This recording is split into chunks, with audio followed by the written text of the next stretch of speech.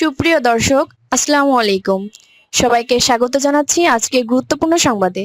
প্রথমে জানিয়ে দিচ্ছি সংবাদ শিরোনাম, পরে বিস্তারিত। জানিয়ে দেব এই মুহূর্তে হাতে পাওয়া সর্বশেষ গুরুত্বপূর্ণ আপডেট আন্তর্জাতিক সংবাদ।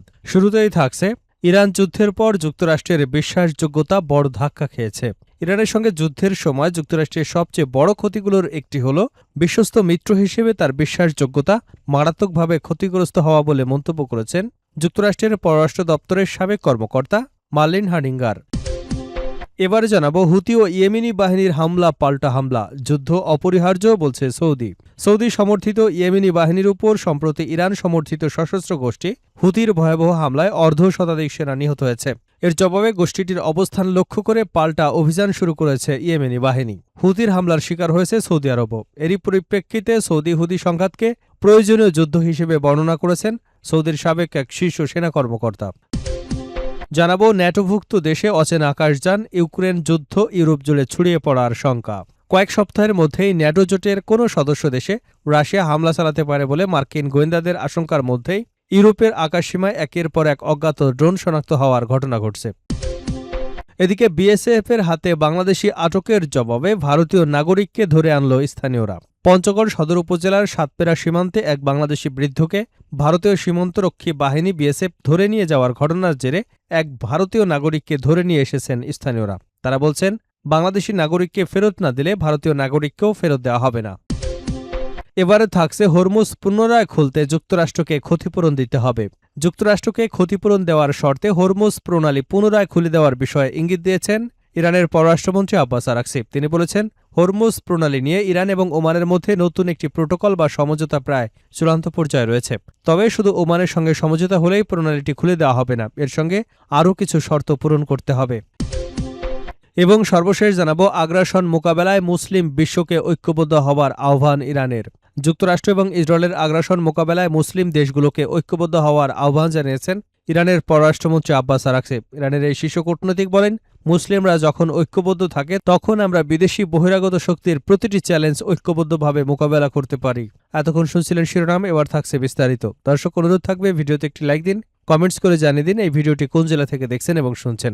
ইরান ইসরায়েল ফিলিস্তিনি যুক্তরাষ্ট্র যুদ্ধে আপনি যদি মুসলিমদের সাপোর্ট করে থাকেন তাহলে চ্যানেলটি সাবস্ক্রাইব করে বেল আইকনটি বাজিয়ে রাখুন। ইরান যুদ্ধের পর যুক্তরাষ্ট্রের বিশ্বাসযোগ্যতা বড় ধাক্কা খেয়েছে। সাবেক মার্কিন কর্মকর্তা। ইরানের সঙ্গে যুদ্ধের সময় যুক্তরাষ্ট্রের সবচেয়ে বড় ক্ষতিগুলোর একটি হল বিশ্বস্ত মিত্র হিসেবে তার বিশ্বাসযোগ্যতা মারাত্মকভাবে ক্ষতিগ্রস্ত হওয়া বলে মন্তব্য করেছেন যুক্তরাষ্ট্রের পররাষ্ট্র দপ্তরের সাবেক কর্মকর্তা মার্লিন হার্ডিঙ্গার। শনিবার এক প্রতিবেদনে এসব তথ্য জানিয়েছে আল জাজিরা। আল জাজিরাকে দেওয়া এক সাক্ষাৎকারে মার্লিন হার্ডিঙ্গার বলেন, সৌদি আরব, তুরস্ক ও পাকিস্তানের সাম্প্রতিক প্রতিরক্ষা চুক্তি মধ্যপ্রাচ্যের নিরাপত্তা ব্যবস্থার নতুন বাস্তবতার ইঙ্গিত দিচ্ছে। হার্ডিঙ্গারের মতে, ওয়াশিংটনের দীর্ঘদিন ধরে যে আশঙ্কা ছিল সেটি এখন দৃশ্যমান হতে শুরু করেছে। তিনি বলেন, যদি উপসাগরীয় দেশগুলো মনে করে যে যুক্তরাষ্ট্র প্রতিরক্ষার ক্ষেত্রে আন্তরিক এবং নির্ভরযোগ্য মিত্র হিসেবে তাদের পাশে দাঁড়াচ্ছে না, তাহলে তারা নিজেদের নিরাপত্তা নিশ্চিত করতে বিকল্প জোট গঠনের পথ বেছে নেবে। তিনি আরও বলেন, স্বল্প মেয়াদে এই ধরনের জোট ইরানের বিরুদ্ধে প্রতিরক্ষা সক্ষমতা বাড়াতে সহায়ক হতে পারে, তবে দীর্ঘমেয়াদে এটি উপসাগরীয় অঞ্চলে যুক্তরাষ্ট্রের ঐতিহ্যগত প্রভাব বা ভূমিকার জন্য বড় চ্যালেঞ্জ হয়ে দাঁড়াতে পারে। এটি উপসাগরীয় অঞ্চলে যুক্তরাষ্ট্রের ভূমিকা চ্যালেঞ্জ করবার সূচনা হতে পারে, আর এর প্রভাব শুধু যুক্তরাষ্ট্রের উপর নয়, উপসাগরীয় দেশগুলোর উপরও দীর্ঘদিন ধরে পড়তে পারে। তিনি মনে করেন, মধ্যপ্রাচ্যের নিরাপত্তা কাঠামোয় পরিবর্তনের এই ধারা ভবিষ্যতে আঞ্চলিক শক্তির ভারসাম্যে গুরুত্বপূর্ণ প্রভাব ফেলতে পারে। হুতি ও ইয়েমেনি বাহিনীর হামলা পাল্টা হামলা, যুদ্ধ অপরিহার্য বলছে সৌদি। সৌদি সমর্থিত ইয়েমেনি বাহিনীর উপর সম্প্রতি ইরান সমর্থিত সশস্ত্র গোষ্ঠী হুতির ভয়াবহ হামলায় অর্ধশতাধিক সেনা নিহত হয়েছেন। এর জবাবে গোষ্ঠীটি অবস্থান লক্ষ্য করে পাল্টা অভিযান শুরু করেছে ইয়েমেনি বাহিনী। হুতির হামলার শিকার হয়েছে সৌদি আরবও। এরই প্রেক্ষিতে সৌদি হুতি সংঘাতকে প্রয়োজনীয় যুদ্ধ হিসেবে বর্ণনা করেছেন সৌদি আরবের এক শীর্ষ সেনা কর্মকর্তা। বার্তা সংস্থা আনাদোলুর এক প্রতিবেদনে বলা হয়েছে, শনিবার ইয়েমেনের সেনাবাহিনীর মুখপাত্র কর্নেল মাজিদ আল নুজাইলি এক বিবৃতিতে জানিয়েছেন, মারিব এবং হাদ্রামৌত প্রদেশের সামরিক ঘাঁটির উপর হুতির হামলার জবাবে একটি সামরিক অভিযান চালানো হয়েছে। এতে হুতি সদস্য এবং তাদের সামরিক সরঞ্জাম লক্ষ্যবস্তু করা হয়েছে। তাদের বিরুদ্ধে হামলা অব্যাহত থাকলে ইয়েমেনি বাহিনী বিনা দ্বিধায় আবারও পাল্টা জবাব দেবে বলে জানান তিনি। হুতি গোষ্ঠীকে দায়ী করে নুজাইলি বলেন, তারা ইয়েমেনকে আঞ্চলিক সংঘাতের দিকে ঠেলে দিচ্ছে, ইয়েমেনের অর্থনীতিকে ধ্বংস করেছে এবং সাম্প্রদায়িকতা ছড়িয়ে দিচ্ছে। জুলাইয়ের শুরু থেকে ইয়েমেনের সরকারি বাহিনী এবং হুতিদের মধ্যে বিভিন্ন ফ্রন্টে লড়াই চলছে।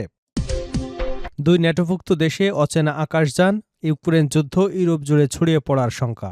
বুলগেরিয়ার প্রধানমন্ত্রী রুমেন রাদেভ জানান, রোমানিয়া সীমান্ত এবং তুরস্ক থেকে ইউক্রেন পর্যন্ত বিস্তৃত ট্রান্স বালকান গ্যাস পাইপলাইনের কাছে ড্রোনটি বিস্ফোরিত হয়। প্রকাশিত এক ভিডিও বার্তায় রাদেভ বলেন, রোমানিয়ার সঙ্গে কারদাম সীমান্ত চৌকির খুব কাছেই ড্রোনটির বিস্ফোরণ ঘটে। পাইপলাইনের একটি কম্প্রেসার স্টেশন থেকে ঘটনাস্থলটি প্রায় 1 কিলোমিটার দূরে অবস্থিত, তবে এতে কোনো হতাহতের ঘটনা ঘটেনি। অন্যদিকে জার্মান সশস্ত্র বাহিনীর এক মুখপাত্র জানান, বৃহস্পতিবার রাত 10টার দিকে উত্তর রাইন ওয়েস্টফালিয়া রাজ্যের মেখেরনিকে একটি সামরিক ঘাঁটির কাছে দুটি ড্রোন দেখা যায়। এলাকাটি বেলজিয়াম সীমান্ত থেকে মাত্র 35 কিলোমিটার দূরে। ঘটনার পর সেখানে সামরিক সদস্যদের মোতায়েন করা হয়েছে। জার্মান পুলিশও বিষয়টি তদন্ত করছে বলে জানিয়েছে ওই মুখপাত্র। জার্মান সংবাদ মাধ্যমগুলোর প্রতিবেদনে বলা হয়েছে, মেখেরনিকের ওই সামরিক স্থাপনায় সামরিক সরঞ্জাম এবং যন্ত্রাংশ রাখার জন্য উচ্চ নিরাপত্তা ভূগর্ভস্থ গুদাম রয়েছে। সেখানে মার্কিন পেট্রিয়ট আকাশ প্রতিরক্ষা ব্যবস্থা রক্ষণাবেক্ষণের দায়িত্বে থাকা সদস্যরাও রয়েছেন। এর আগে মঙ্গলবার রাতে জার্মানির লিপজিগ হালে বিমানবন্দরেও একটি ড্রোন পাওয়া যায়। বেসামরিক পণ্য পরিবহন এবং ন্যাটো লজিস্টিক কার্যক্রমের জন্য গুরুত্বপূর্ণ বিমানবন্দরে কয়েকটি ইউক্রেনীয় আন্তনভ NN-124 কার্গো বিমানের কাছে ড্রোনটি পাওয়া যায় বলে জার্মান সংবাদ মাধ্যম জানিয়েছে। ইউরোপের বিভিন্ন স্থানে ড্রোন শনাক্ত হবার এসব ঘটনা ইউক্রেনে রাশিয়ার যুদ্ধকে ঘিরে নতুন উদ্বেগ তৈরি করেছে। বিশেষ করে ন্যাটোর সদস্য দেশগুলো সরাসরি নতুন ধরনের নিরাপত্তা হুমকির মুখে পড়ছে কিনা তা নিয়ে আলোচনা জোরালো করেছে। জার্মান সরকার চলতি সপ্তাহে ড্রোন ঘটনাগুলোর জন্য প্রকাশ্যে কোনো বিদেশি দেশকে দায়ী না করলেও দেশটির কয়েকজন রাজনৈতিক রাশিয়ার দিকে অভিযোগের আঙুল তুলেছেন। বিএসএফের হাতে বাংলাদেশি আটকের জবাবে ভারতীয় নাগরিককে ধরে আনল স্থানীয়রা। পঞ্চগড় সদর উপজেলার সাতমেরা সীমান্তে এক বাংলাদেশি বৃদ্ধকে ভারতীয় সীমান্তরক্ষী বাহিনী বিএসএফ ধরে নিয়ে যাবার ঘটনার জেরে এক ভারতীয় নাগরিককে ধরে নিয়ে এনেছেন স্থানীয়রা। বাংলাদেশি নাগরিকদের ফেরত না দিলে ভারতীয় নাগরিককেও ছেড়ে দেওয়া হবে না, এমন দাবি করছেন স্থানীয়রা। এই ঘটনায় এলাকায় উত্তেজনা বিরাজ করছে। এরপরই পতাকা বৈঠকের আহ্বান জানিয়েছে বিজিবি। শনিবার সকালে কাঁটাতারের বেড়া পার হয়ে বাংলাদেশ অংশে প্রবেশ করলে ভারতীয় নাগরিক দীপঙ্কর গোপকে ধরে বিরাজত এলাকায় নিয়ে আসেন স্থানীয়রা। দীপঙ্কর গোপ ভারতের জলপাইগুড়ি জেলার রাজগঞ্জ থানার চাউলহাটি তসনপাড়া এলাকার মিষ্টিলাল গোপের ছেলে বলে জানা গেছে। স্থানীয়রা জানান, শনিবার সকালে দীপঙ্কর গোপ কাঁটাতারের বেড়ার ওপাশে একটি চা বাগানে কাজ করতে আসেন। এক পর্যায়ে তিনি বাংলাদেশের অংশে প্রবেশ করলে স্থানীয়রা তাকে ধরে বিরাজত এলাকায় নিয়ে আসেন। বর্তমানে তিনি বিজিবি ও পুলিশ স্থানীয়দের হেফাজতে রয়েছে। এর আগে বুধবার সকালে পঞ্চগড় সদর উপজেলার সাতমেরা ইউনিয়নের বিরাজত এলাকার বাসিন্দা মোহাম্মদ তজিমউদ্দিন ৭৮ গরু খুঁজতে বাড়ি থেকে বের হন। এক পর্যায়ে সীমান্তের কাঁটাতারের বেড়ার কাছাকাছি গেলে ভারতীয় বিএসএফ তাকে ধরে নিয়ে যায় বলে স্থানীয়রা জানান। স্থানীয়দের ভাষ্য, তমিজউদ্দিন একজন বয়স্ক ব্যক্তি। তিনি কানে কম শোনেন এবং ঠিকমতো হাঁটতেও পারেন না। গরু খুঁজতে গিয়ে সীমান্তের কাঁটাতারের কাছাকাছি চলে যাবার পর বিএসএফ তাকে ধরে নিয়ে যায় বলে জানান তারা। তমিজউদ্দিনের ছেলে আজহার বলেন, আমার বাবা কিছুই করেনি, গরু খুঁজতে গেছেন। আমার বাবা বয়স্ক লোক, কানে শুনতে পায় না, চলতেও পারে না, কিভাবে কি হয়েছে কিছুই জানি না। আমার বাবাকে ফেরত চাই। যদি তারা আমার বাবাকে ফেরত না দেয়, ভারতীয় সেই লোককেও ফেরত যেন না দেওয়া হয়। আমার বাবাকে ফিরিয়ে দিলে আমরা এই লোকটাকে ফেরত দেব।